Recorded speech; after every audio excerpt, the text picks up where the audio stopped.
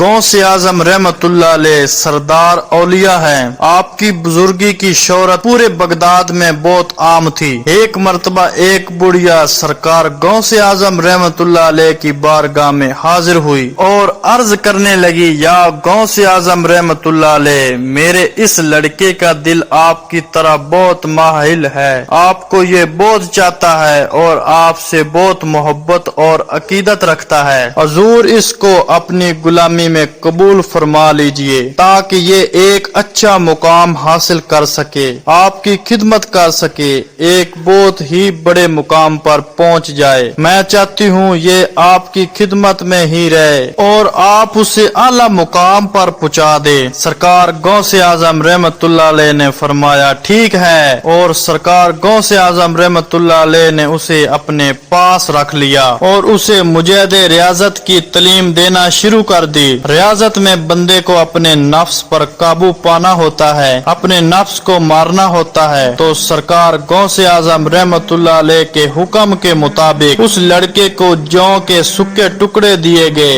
اور اس پر اسے گزارا کرنا تھا۔ سکے ٹکڑے کھانے کی وجہ سے وہ کمزور پڑ گیا۔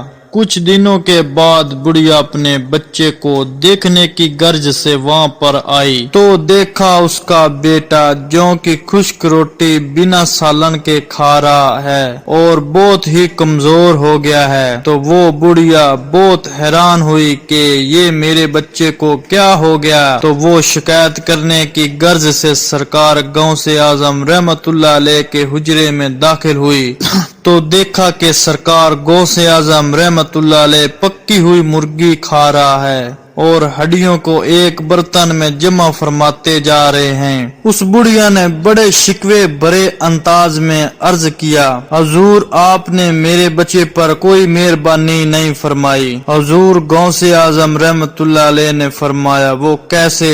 تو بڑھیا بولی، واہ حضور واہ، آپ مرغی کا گوشت کھائیں اور میرا بیٹا بغیر سالن کے جوں کی روٹی کھائے، یہ کہاں کی شفقت اور مہربانی ہے؟ یہ آپ نے بہت ناانصافی کی ہے۔ میرے بیٹے کو سکی روٹی کھلا رہے ہیں اور آپ یہاں پر مرغی کا گوشت کھا رہے ہیں۔ اس بڑھیا کی یہ بات سن کر سرکار غوث اعظم رحمت اللہ علیہ مسکرائے اور سرکار غوث اعظم رحمت اللہ علیہ نے اپنا ہاتھ مبارک ان ہڈیوں پر رکھا اور فرمایا، اے مرغی، اللہ کے حکم سے زندہ ہو کر کھڑی ہو جا، جو ان گلی سڑی ہڈیوں کو زندہ فرمائے گا۔ سرکار غوث اعظم رحمت اللہ علیہ کے فرماتے ہی او مرغی اور ہڈیوں سے گوشت بن کر زندہ کھڑی ہو گئی۔ سرکار غوث اعظم رحمت اللہ علیہ نے فرمایا، اے بڑھیا، جب تیرا بیٹا بھی اس مرتبے تک پہنچ جائے گا تو جو چاہے گا وہ کھائے گا، جو چاہے گا وہ کرے گا، لیکن پہلے اسے مجاہدی اور ریاضت تو کرنے دے۔ تو ہی تو کہتی تھی کہ اسے ایک اعلی مقام تک پہنچانا ہے، تو اعلی مقام پہ بنا مجاہدے اور بنا ریاضت کے کیسے پہنچ جائے گا؟ جب یہ بھی مجاہدے اور ریاضت میں پورا مکمل ہو جائے گا تو جو چاہے گا وہ کھائے گا، جو چاہے گا وہ کرے گا۔ وہ بڑھیا بہت شرمندہ ہوئی اور سرکار غوث اعظم رحمت اللہ علیہ سے معافی مانگنے لگی اور واپس اپنے گھر کو روانہ ہو گئی۔ سبحان اللہ، یہ ہے اللہ کے ولیوں کی شان۔